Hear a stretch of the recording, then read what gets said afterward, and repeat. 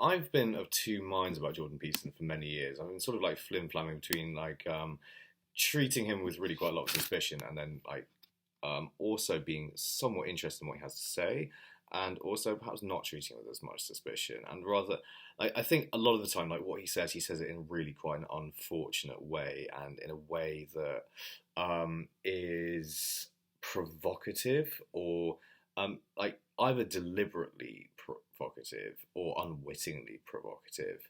And I think very often he selects the wrong words to use and the wrong order or the wrong way in which to deploy the words he uses. And he's, yeah, like, really, I think he's also misunderstood masculinity on a lot of levels. I don't think strongman politics and strongman ethics, if you know what I mean, or like tough guy attitude or machismo is necessarily the arbiter of masculinity. I don't think that at all. I don't think being physically imposing or seeking to demonstrate how physically imposing you are. That is part of masculinity, though. That is part of it. Like having the physicality aspects of it, that is part of being a man. Being physically capable of defending yourself and other people, that is, I think, part of it also. However, we have this strong enough to be gentle attitude, almost deeper ideas which come along, less out of myth and so on, of the deep past of Western cultures. He'll draw very much on things like Greek mythology or Greek and Roman mythology, or even older, more ancient stories than that. But that comes like the Greek prehistory, or that, all those sorts of things. If you get into the Greek philosophy and the virtue ethics of Aristotle and this sort of stuff, for instance, there's elements in it of having strength of character and physical strength, I think, as well, and being capable of defending yourself and not being weak-willed and not bending, in servile fashion to nefarious types, or or currying favour or toadying, nothing like that. And having that strength also, but also being sensitive, and yet also being on a level feminine and nurturing and kind and generous and gracious and all these sorts of things, and humble. And those are also important things to have. And also, things like wit, playfulness, charm, humour, charisma. We don't want to be quite so wrapped up in ourselves. We can't have fun, right? And wrapped up also in our own process of cultivating virtue.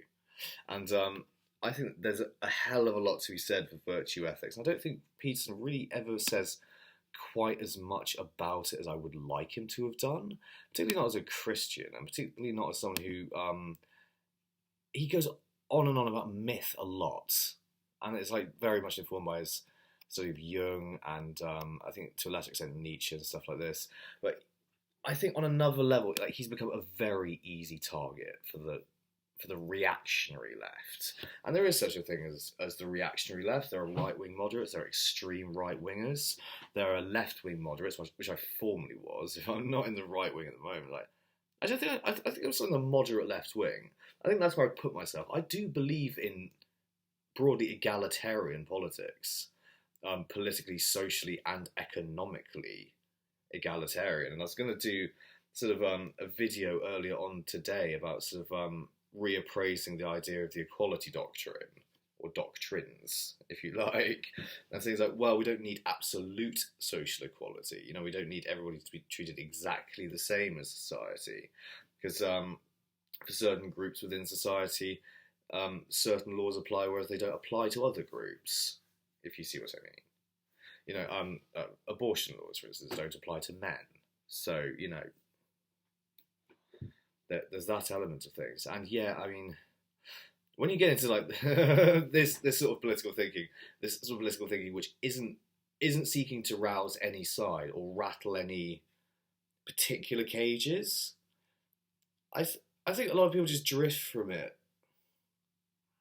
They drift from the centre, or they drift from the middle way, don't they? And what you actually think, this is what most people actually think. and then there's like islands of very committed radicalism out there.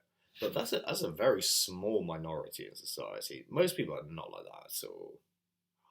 Most people are far more moderate and chilled and reasonable than most people, I think. Um, than certain other people. And do I have a political agenda as such myself? I did, well, I'm claiming I'm something a British Federalist Party, but then I just seen a UK Federalist Party already on Facebook that's done nothing for several years. So I realise now that's probably going to be more trouble than it's worth, isn't it? It might be a sort of stagnant dead end, one of many.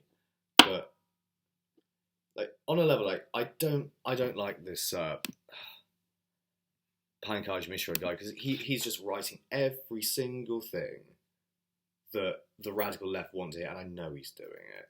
And in his there's an abundance of reference to obscure philosophers and critics and activists and political theorists from throughout history, and I don't know, what is mentioned George Sorel or something, or Sorel. Oh, we're going to have to go through the corpus of George Sorel's works, you've actually read all that stuff, and find out the specific phrases that you've pulled out of it in your own research, and, you're the wise professor and all this sort of stuff.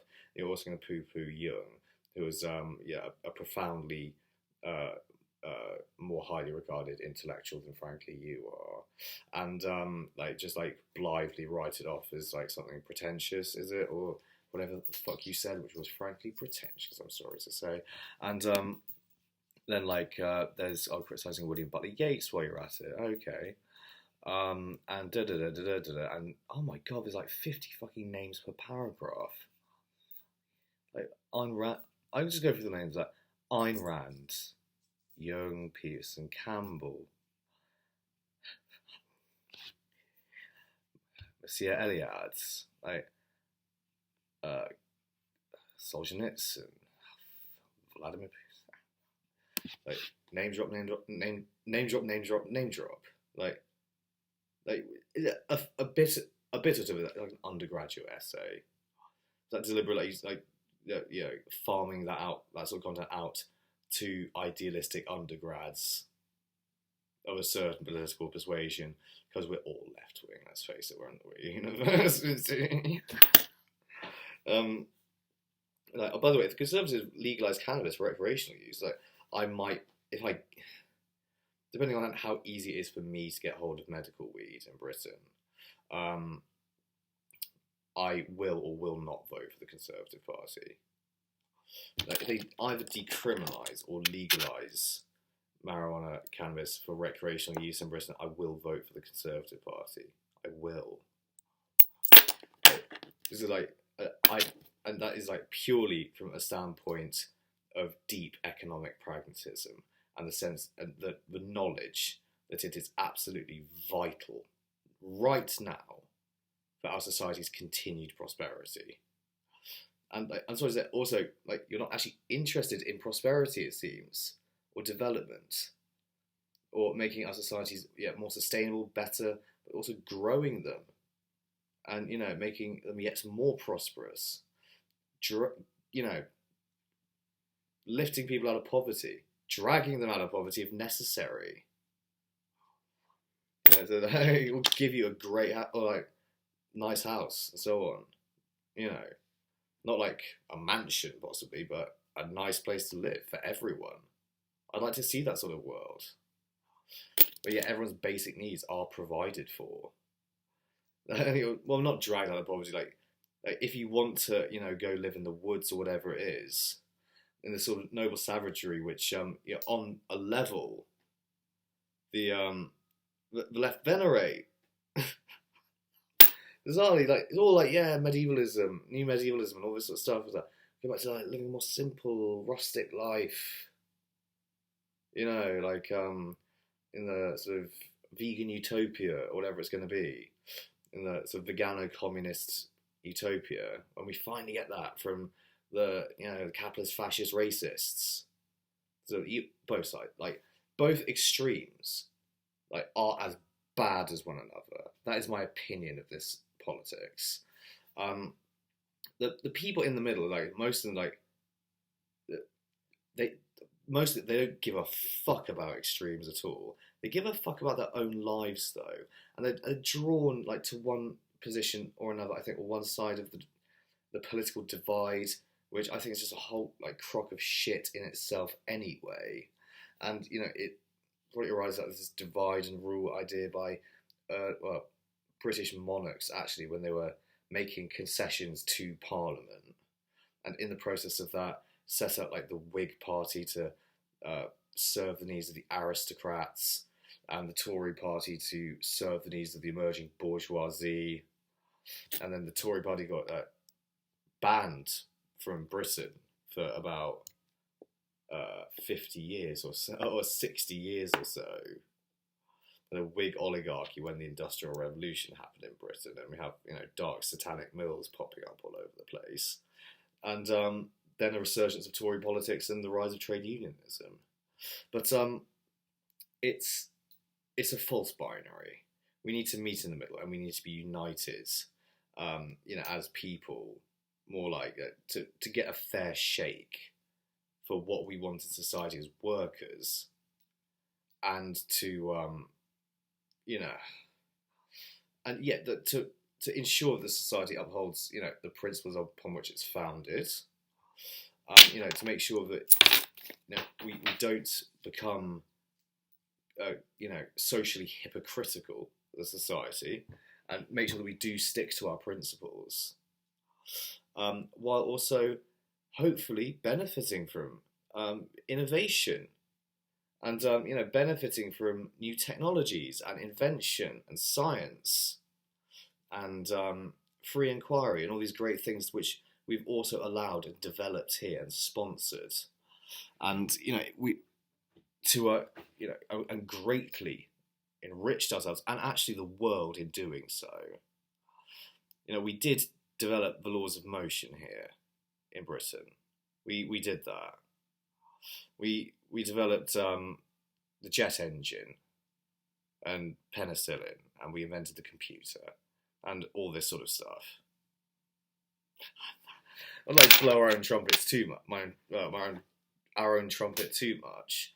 But yeah, like we've been hell of innovative, quite a lot. We've done quite a bit of science, and other sort of globalizing, industrializing nations have done like lots of bits of science as well. Most of it's come out of Europe historically, like France and Germany, the Low Countries, Scandinavia, the rest of it.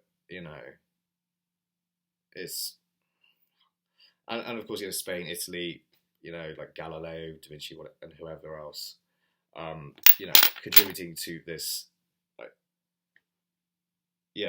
profoundly innovative, enlightened, and industrial society. Is like it's not all plain sailing, and it never has been. That's the other point. And yeah, you can point to the evils of industrialization and the exploitation of the workers by the capitalist elites and these people. But, well, I don't say, was life really better before then? Were there really these halcyon days in the middle of the 18th century during the Whiggish oligarchy when it was all being set up? And you looked at things like coffee houses and Samuel Johnson and all this sort of stuff in the Enlightenment in Britain back then. But what was it like for ordinary people? It was like Hogarth and Gin Lane, more like, wasn't it? And then before then, cholera, typhoid, tetanus, the plague, Great Fire of London, and the murder rate going up and up and up and up until you reach the Middle Ages. It's an extraordinarily dangerous society to live in, for one thing, for a variety of reasons. Culturally and intellectually backward, rather incredibly authoritarian, disease-ridden, uncultured, unsophisticated, backward, and suspicious, superstitious, violent, and so on. the less developed we get, the more like that we become. The more savage and brutal our societies become, the more we lack sophistication. Um, and I think,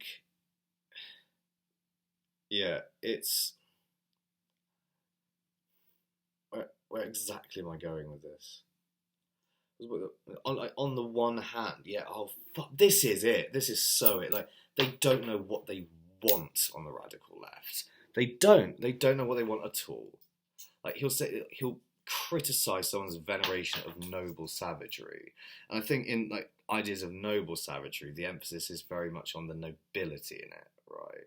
The nobility of the self-sustained life and the survivalist outdoorsman life and the life of the tribe, where everyone really does rely upon one another and they're aware that they do rely upon one another, and it's immediately obvious. Whereas in these large developed societies we have currently, it's not so obvious, and it's easier to identify people in society who may be dead weights in society, and or groups of people who might be, or groups of people who are detractors or they're in some way damaging to society. So yeah, building on that idea, I think we do need to work for the common good as individuals, I think. However, like unlike this person with these articles, which are like just pushing buttons, I think, to try and excite the prejudices of people on this part of the left wing, and it's more like where should I go? Like, yeah, on the one hand, it criticises noble savagery. On the other hand, it's critical of success and industrialization and the pursuers of wealth. Like, the only way anyone has ever gotten rich is by selling something that people want. That's the only way you can get rich. You can be any sort of rich person in history. If you want to get money, you have to sell like either a commodity like gold. You can exchange that for goods and services, can't you? Like you can like find gold, I suppose, or conquer territory and claim the gold that's in the territory. But to do that, you had to pay your workers. You had to like you're selling gold to people. If you are for stuff, for houses and things. That's how people get rich. And like any kind of landowner in history, they've maintained their wealth through growing food for people, selling that, and growing crops for food or for textiles. Then having like textile operations on their land also, alongside things like blacksmithing and metallurgy and whatnot, and also being patrons of the arts and sponsoring that, and also like in medieval society, for instance, being forcibly taxed by the church and the monarch, and having to contribute to those things, which also sponsored learning and science and various other things, and acted as a media for administration, and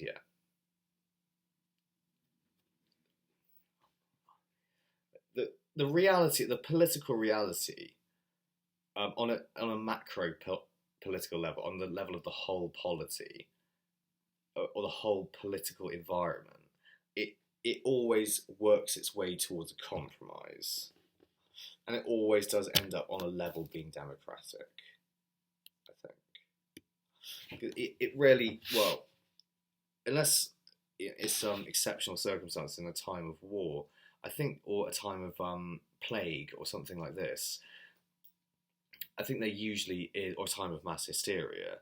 But even in times of mass hysteria, the masses have still become hysterical. So on a level that is democratic, that's still ruled by the masses. Like most of the time, in most places, like the masses do get what they need most of the time. They also get what they want most of the time. That's the other part. I mean, none of us get everything that we want. Like, how could we? Like, we can't all have 10 mansions in Beverly Hills. We can't all have, like, Lamborghinis and things like this. But I think if we work hard, like most of us, yeah, we can get a pretty nice life for ourselves, potentially. Hopefully. And, yeah, I do believe in sort of meeting in the middle. I do, I think. And sort of having economic egalitarianism. I think that's very important. And taxing the rich and redistributing directly to the poor. No kind of bureaucracy sucking out the money in the middle part of that. If you know what I mean? Just doing it directly to the poorest part of society, or to the poorest people in society. Because rich people, having tolerating some inequality economically and not having absolute economic equality, but tolerating a reasonable range of income such that on the one hand, be sure that the poorer people always have enough money to be able to feed themselves, house themselves, clothe themselves, educate themselves, or help healthcare and education provided for free or subsidised or something in proportion to their earnings. But yeah, providing them with enough money such that they can then have a disposable income and pay the rich people who own the means of production, providing goods and services for their enjoyment, so that the rich people can continue having customers, and that new rich people who want to innovate, or new people who want to innovate, can become rich by providing goods and services that people want, and thereby become part of the richer element of society, or the elite within society, if you like. And by these means, we have a compromise between unfettered economic liberalism, which the left in Britain traditionally, and traditionally I mean by going back to like the 18th century and so on, have traditionally supported. The Industrial Revolution, the first Industrial Revolution in Britain, that all came from the Whigs. That all came from the old aristocratic families. They all got into buying things like textile mills and steel mills and all this sort of thing. And we had heavy industry rise in Britain as a result of the British left wing, not the right wing, because the Tories had been banned from the country. And the Tories back then were the left wing of today. And then a kind of switcheroo happened, and actually like lots of Whigs jumped ship and went into the Tory party, and then a new entity called the Labour Party was established under a Labour Liberal coalition. And it was nothing at all to do with rebranding the Liberal Party after the public relations disaster of World War One, where the government was in essence forced to provide the vote for every man over 18 in 1919, and they sent all the young men of Britain over into the filth of the trenches to be machine gunned at the behest of aristocrats, basically over drug money, and hundreds of thousands of them die. And then the ones who didn't die all returned to Britain armed. You see, you get like an Enfield rifle. And like, how many went there? Millions went there. And they're all armed with a rifle. So like, what do you do? We have to give them the vote. And they did get the vote. And then a little later on, women got the vote. And that, as they say, is history. But I still don't. neither side's correct. The radical right wing is not correct. The radical left wing is not correct. I think there's kind of yeah, a happy medium or a synthesis probably to be had on in the centre somewhere, and I'm to the left of the centre still. But you know, like failing to like understand Jordan Peterson's position and getting into like yeah divisiveness and muxling, which is all this is. The article is like it's not helpful. It's really not helpful. And then there's like the kind of like typical like leftist atheist sneering, any kind of like mythology or religion reference. Like, well, you're just being culturally insensitive, disrespectful, aren't you? Like, atheism historically is very anti-Semitic. I don't know if you've noticed. Russian pogroms, Nazis. Flying the flag of socialism, which basically entails atheism within that cultural context. You're not supposed to have any religion in socialism. Yeah. And, you know, Lenin and so on, like, made a complete hash of economic policy in the USSR. We know about the starvation, the famines, and so on. His successors didn't do much better. Hitler, if he'd like ever been allowed to keep power, would have done, I expect, exactly the same in most of Europe, and mismanaged the economy, and particularly the agrarian economy, and would have like tried to disestablish class based on all this thing, probably establish collective farms or whatnot, and would have royally fucked everything up and starved the population, and then they'd have turned upon him, and eventually it'd all like fall into pieces, I reckon, at some point, and like the United States probably would have remained like, well, like fascistically capitalist, as I think it is anyway. like there's this phenomena, isn't there? Like if you get too rich, I think it makes you miserable. Or like beyond earning a certain amount of money, you become no more happy. And I think certain rich people, they get into treating money like a drug because they get good at earning money, but they don't necessarily get good at earning money by innovating. They might just get good at selling stock portfolios or the latest bit of bullshit like an NFT, and then like get rich off the back of doing that. Just make money. I got money. Thanks. And they keep living that lifestyle, like partying, drinking, drugs, hookers, whatnot.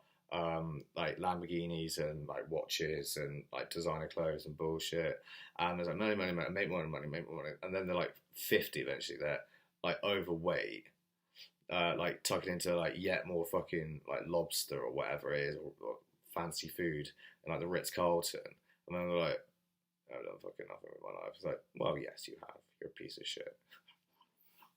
Like someone should come along and tax your ass. But there we go. It is what it is. Thank you for watching. Bye, everyone. Love you lots.